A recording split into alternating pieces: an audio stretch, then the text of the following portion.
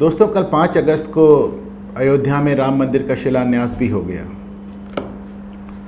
कुछ लोगों के लिए खुशी का मौका था तो कुछ लोगों के लिए काला दिवस था। पर किसी को कैसा भी लगा हो, इस बात से इनकार नहीं किया जा सकता कि ये इतिहास में एक महत्वपूर्ण दिन था और रहेगा। अब समाज में, विशेष तौर से हमारे समाज में, कोई भी बात, कोई भी गतिविधि राजनीति से अछूती नहीं रहती। और ये इवेंट, ये मौका भी बहुत ढेर सारे राजनीतिक रंग लिए हुए था। इसकी शुरुआत हुई टाइमिंग से कि इसको इस समय क्यों किया जा रहा है। और जैसा कि आप जानते हैं, इन दिनों में, इन महीनों में हिंदुओं में कोई शुभ कार्य नहीं होता।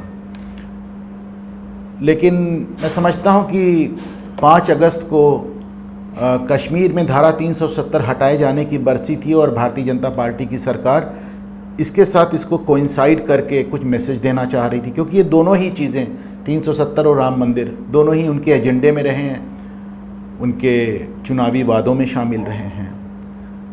कौन आया कौन नहीं आया, इसको लेकर भी राजनीति हुई। आडवाणी जी नज़र नहीं आए। आरएसएस प्रमुख मोहन भागवत उसकी सफाई देते नज़र आए कि उनकी उम्र के चलते और कोरोना के चलते वो नहीं आ पाए। उमा भारती, पहले ये हो रहा था कि नहीं आएंगी, फिर उनका ट्वीट आ गया। बल्कि इस बीच में उनका एक ऐसा भी ट्वीट आया कि राम मंदिर भाजपा की बपौती नहीं है। फिर बाद में दूसरा ट्वीट आ गया कि मैं अयोध्या पहुंच रही हूं। मुस्लिम्स के अलग ट्वीट चल रहे थे जिसमें वो एक पूरा ट्विटर पे हैशटैग चल रहा था कि राम मंदिर के निर्माण को रोक दिया जाए। पॉलिटिकल पार्टीज़ में जो विपक्षी गढ़ हैं, जो विपक्षी नेता हैं, उनके लिए डेफिनेटली ये एक बड़ी असमंजस की स्थिति थी। वो सीधे सीधे राम मंदिर का विरोध भी नहीं करना चाहते थे और डेफिनेटली एक पॉलिटिकल पार्टी होने के नाते उनको इस बात का बुरा भी लग रहा था कि कुछ ऐसा हो रहा है जिसका जाहिर तौर पे भाजपा फ़ायदा उठा सकती है और उठा रही है। आपने देखा होगा कि ममता बनर्जी ने पूरे वेस्ट बंगाल को लॉकडाउन कर दिया। किसी तरह की फेस्टिविटी, किसी तरह के पूजा पाठ तो बहुत दूर की बात है, घर से निकलने पे भी पाबंदी कर दी। अखिलेश यादव का आपने ट्वीट देखा होगा, जय सिया राम। राहुल गांधी साहब का आप अगर ट्वीट देखें तो वो एक तंजिया लहजे में, एक सार्कास्टिक तरीके से किया गया उनका मैसेज है। और जो हमारे लेफ़्ट लिबरल्स हैं, वो उनका एक अलग कैंपेन चल रहा है। उनका मानना है कि प्रधानमंत्री मोदी को एक सेकुलर देश के प्रधानमंत्री होने के नाते एक रिलीजियस प्लेस पे इस तरह जाना ही नहीं चाहिए। अब देखिए, यहाँ पे थोड़ी बात हिपोक्रेसी की भी आ जाती है। मनमोहन सिंह जी प्रधानमंत्री रहते हुए गोल्डन टेम्पल जाते थे, स्वर्ण मंदिर जाते थे, तब किसी ने उनको नहीं कहा कि एक सेकुलर देश के प्रधानमंत्री को नहीं जाना चाहिए रिलीजियस प्लेस पे। कॉन्स्टिट्यूशन की दिन रात दुहाई देने वाले ओवैसी जब पार्लियामेंट में अल्लाह के नाम से हलफ उठाते हैं तब उन्हें कोई नहीं टोकता। हामिद अंसारी को ले लें, तमाम मुस्लिम राष्ट्रपतियों को ले लें, मुस्लिम मिनिस्टर्स को ले लें, साल में कई बार ये जामा मस्जिद में नमाज़ पढ़ते नज़र आते हैं, तब भी कोई कुछ नहीं कहता। ये मिनिस्टर्स, पार्लियामेंटियंस, प्रेसिडेंट्स, वाइस प्रेसिडेंट्स, ये सब आपको हज पे जाते नज़र आए, तब भी किसी ने कुछ नहीं कहा। बल्कि अभी पिछला हज डेलीगेशन तो महबूबा मुफ्ती ने लीड किया था कुछ दिन पहले। तो इसलिए इसमें सिर्फ नरेंद्र मोदी को ये कहना कि उन्हें किसी मंदिर के शिलान्यास में नहीं जाना चाहिए, मेरे नज़र में हिपोक्रेसी, दोगलापन है। बहरहाल चर्चा में है all India Muslim personal law board का वो ट्वीट जो कि कल आपने देखा होगा, जिसमें उन्होंने सुप्रीम कोर्ट के उस जजमेंट को, जिसके चलते ये राम मंदिर का निर्माण हो रहा है, उसको कुछ बहुत ही ऑब्जेक्शनेबल, बहुत ही आपत्तिजनक विश्लेषणों से नवाजा है। ये कम से कम मेरी एक पत्रकारिता की ज़िंदगी में इससे बड़ा कंटेम्प्ट ऑफ कोर्ट, तौहीन अदालत मैंने नहीं देखा। पर that is for the supreme court to take cognisance of, उसके बारे में हम बात नहीं करते।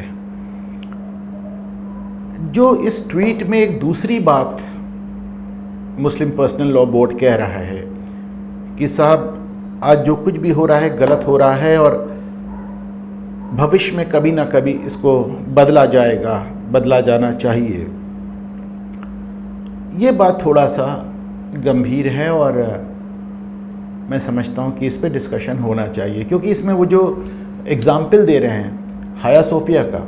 हाया सोफिया एक तुर्की में इस्तांबुल में एक चर्च हुआ करता था बाइजेंटीन एम्पायर के दौरान। बाद में ऑटोमन एम्पायर मुस्लिम कॉन्क्वेस्ट के बाद उसको मॉस्क यानी मस्जिद में तब्दील कर दिया गया।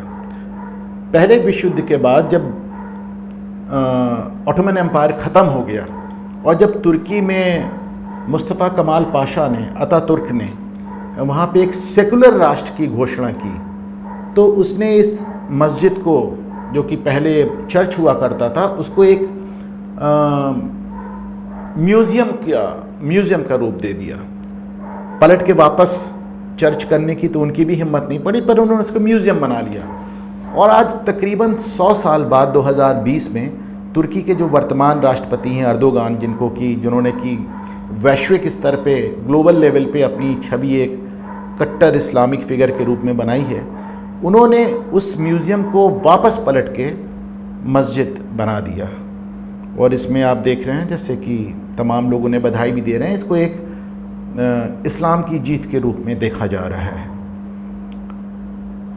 देखिए, इसी से मिलता जुलता एक वाक़या और है। आपको याद होगा सन 2001 में अलकायदा ने न्यूयॉर्क में हमला किया था वर्ल्ड ट्रेड सेंटर पे, और 2 गगनचुंबी इमारतों को ज़मींदोज़ कर दिया था, हज़ारों लोग मारे गए थे।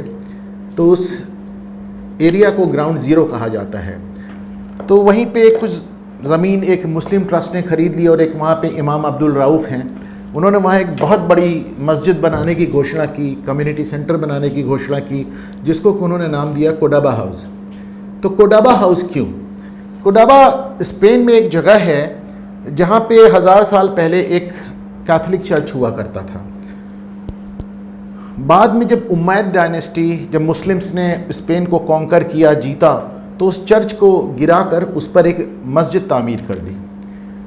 फिर से जब उमैयद डायनेस्टी की क्रिश्चियंस के हाथों हार हुई और जब मुस्लिम्स वहाँ से हटे और जब वहाँ पे फिर से कैथोलिक शासन आया, तो उन्होंने उस मस्जिद के ऊपर फिर से गिरजाघर, फिर से चर्च बना दिया।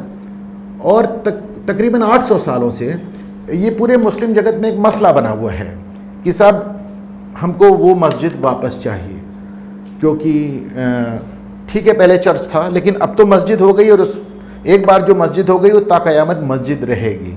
बल्कि 2019 में कुछ लोगों ने वहाँ पर जाकर नमाज़ पढ़ने की कोशिश की थी और इसको लेकर काफ़ी विवाद हो गया था।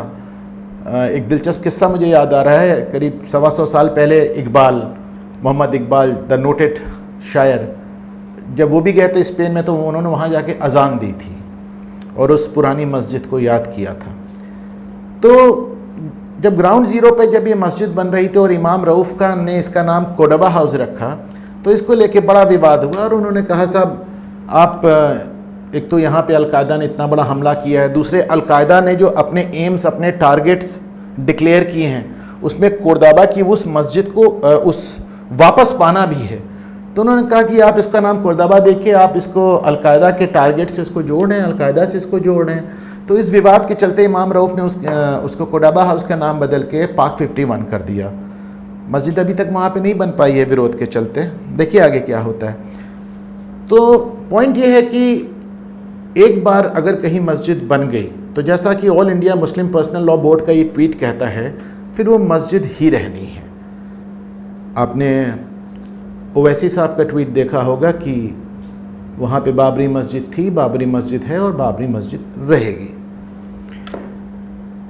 मौलाना मदनी तो बहुत साफ इस बात को कहते हैं कि हमें इंतज़ार करना होगा तो करेंगे, लेकिन जब हमारा समय आएगा तो आज जो कुछ भी हो रहा है उसको पलट देंगे। मतलब क्या चाहते कि अब क्या होना? क्या चाहेंगे, कमजोर हैं, क्या करेंगे। मेरे हाथ में जब लाठी आ जाएगी तो वो नचाऊंगा मैं भी, जैसे ये नचा रहे हैं वैसे मैं नचाऊंगा। फैसला दिन है तो रात आएगी और रात है तो दिन है। इस समय रात है तो दिन आएगा, तो मेरा इंतजार करिएगा सर, मतलब इंतजार करेंगे। अल्लाह जो है आपका बदला जरूर लेंगे। हाँ, बदला जरूर लेंगे। किस हिसाब का बदला? समझ, जैसे उन्होंने जबरदस्ती किया उसने मैं भी करूंगा। आज ने मेरे पास वो पावर नहीं है, कल आएगा, परसों आएगा, नरसों आएगा, 50 साल बाद आएगा, उसका बदला लेंगे। बहरहाल इसका एक पहलू और है। 90 के दशक की शुरुआत में मैंने अशोक सिंघल का एक इंटरव्यू किया था। अशोक सिंघल आपको याद होगा कि विश्व हिंदू परिषद के कन्वीनर थे। तो उसमें ये बाबरी मस्जिद वाला मामला एकदम नया था। मुश्किल से 2 साल हुए थे उसका विध्वंस हुए। तो मैंने अपने अखबार लीडर और प्रयागराज टाइम्स के लिए उनका इंटरव्यू किया था, और उस समय मेरे पास वो अखबार की प्रतिलिपियाँ मौजूद नहीं हैं, वरना मैं उनको भी दिखाना चाहता था, लेकिन बाद में मैं इनको लिंक में डाल दूँगा। तो उसमें अशोक सिंघल साहब ने बड़ा फेमसली कहा था, अभी तो ये झांकी है, काशी मथुरा बाकी है। तो देखिए ये बड़ा एक दिलचस्प सिनेरियो बिल्डअप हो रहा है, जहां मुस्लिम्स कह रहे हैं कि हम राम मंदिर मानते ही नहीं, उसके शिलान्यास गलत है, समय आने पे हम इस फैसले को बदल देंगे, और एक तरह से कह रहे हैं कि हम फिर से वहीं पे बाबरी मस्जिद बनाएंगे।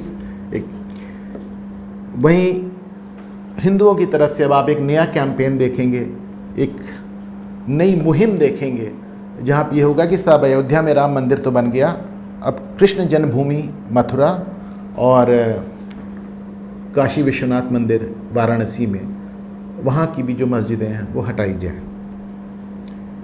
तो वो जो सोशल मीडिया पे कहते हैं ना कि पिक्चर अभी बाकी है मेरे दोस्त, बल्कि इस तरह समझें कि इंटरवल हो गया है। फिल्मों में आप देखें कि इंटरवल के पहले की जो फिल्म होती है उसमें गाने भी होते हैं, रोमांस भी होते हैं, और मुतफरिक बहुत ढेर सारे मसले होते हैं, लेकिन इंटरवल के बाद फिल्म बड़े ब्रिस्क पेस पे चलती है, बड़ी तेज़ी से चलती है और अपने अंजाम तक पहुंचती है। मुझे लगता है कि राम मंदिर शिलान्यास के बाद ये जो पोलराइजेशन, ये जो ध्रुवीकरण की राजनीति हम देख रहे हैं, जैसा कुछ लोग उम्मीद करते हैं शायद ख़त्म हो जाएगी, मेरा अपना नज़रिया है कि इसमें तेज़ी आएगी। बकौल शायर, आगे आगे देखिए होता है क्या।